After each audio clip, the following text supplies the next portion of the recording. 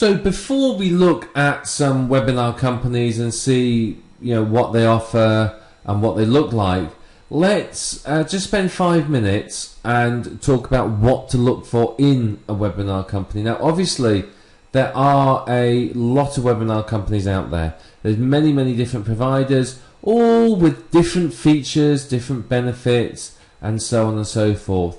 So the question is, well, which one do you choose?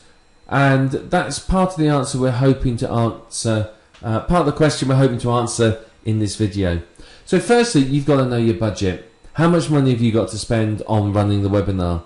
Yeah, part of this will determine, which provider you go with, but if you have an idea of how much money you're looking at make, you're confident you can get, say, 1,000 listeners, and you feel that you can make sort of, say, $600 in sales, you don't mind spending sort of a few $100s on the webinar.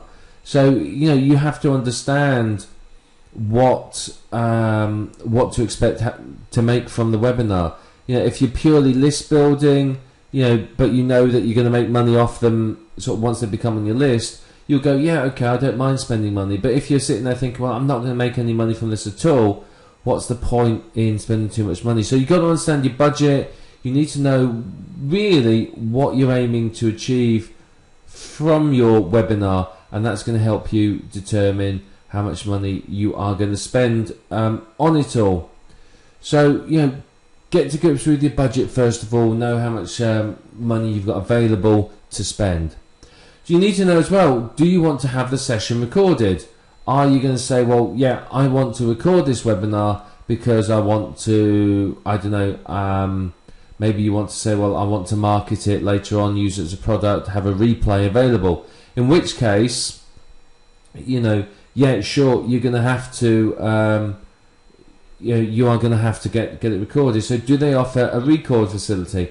If they do, is it included in the price, or are they going to try and charge you extra for it? You need to know that.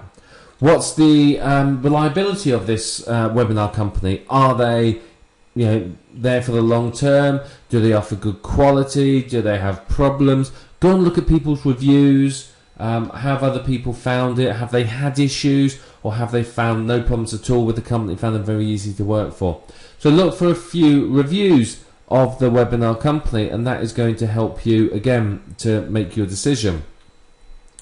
How easy is it for the listener to use? Again, unless you've attended a webinar on that company, you can't really answer this question, but you do need to think about how easy it is. Look at a demonstration, see what it looks like. Is it intuitive? Do the people have to download any software? Can they just go to a browser window? What you might find is some people, shall we say, get a little bit upset if they have to download any software. People don't like downloading software, and quite often, I know this sounds ridiculous, but quite often you can find that just the fact that the webinar company insists that they download some software will put a lot of people off.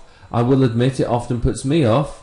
I don't like to put the software on my computer, because at the end of the day I don't want yet another piece of software cluttering up my computer and taking up all the space. So a lot of people don't trust it. So quite often, if you can find a webinar company where you don't have to do any of that, it'll be much, much more effective for you as the person who's hosting it.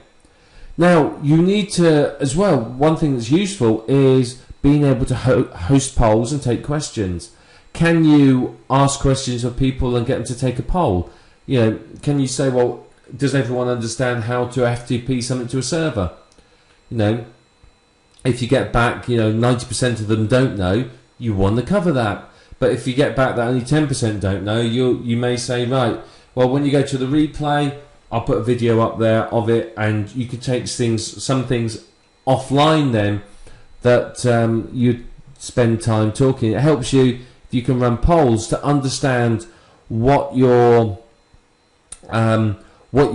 listeners know and what they don't know, which obviously is going to help you tailor the training program specifically for them.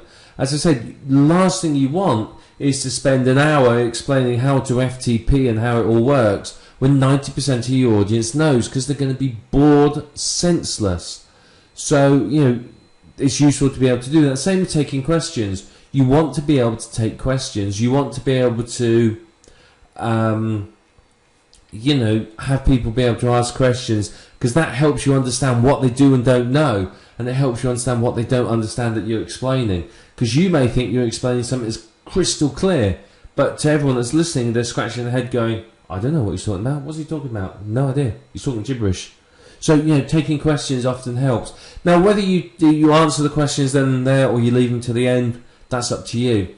One thing that works quite well is keep an eye on the questions, and if the questions are something that is directly relevant and will help understanding of what you're trying to communicate, answer it then and there. If it's one that you look at and think, well, it's a bit off topic, write it down and you can always answer it at the end. So, that's very, very important. Now, here's another important consideration. How easy is it for you to use the webinar company? Is it easy?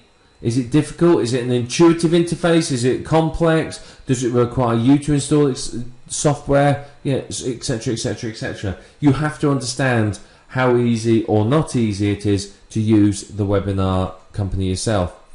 What's the availability of incoming lines? If you're running a webinar and you're expecting 4,000 people on it, but the webinar company go, well, actually, we can only really support 100 people, then it's useless, waste of time. You've got to understand how many people they can support and whether that is sufficient for your needs. If you're planning on a paid webinar where you're only going to have 100 people, you don't need 4,000, a capacity of 4,000. So, again, you've got to understand the size of your webinar, because it's going to influence your budget. But again, the final consideration really is, what's the speed of response to the website? Is the webinar host one of these companies that's so slow? You click on something and it takes ages to update.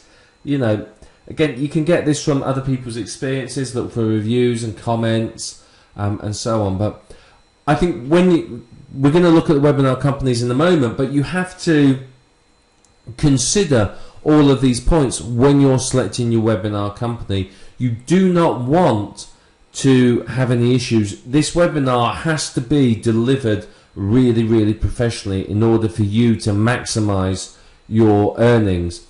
If you are going to struggle with your webinar and you find that the webinar company is causing you problems, that's not going to help you to make any sales or make any profit from it.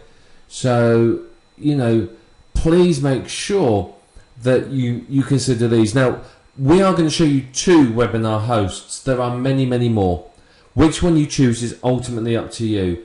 The 2 we're showing you here, I'm not recommending in any way, shape or form, because there's plenty out there. But what I am showing you is 2 that are very popular and commonly used by internet marketers. So I want you to be aware of them. So let's go over now and look at 2 of these webinar companies, just to show you around a little, show you sort of some of the pricing schemes and give you an idea of pretty much what to expect.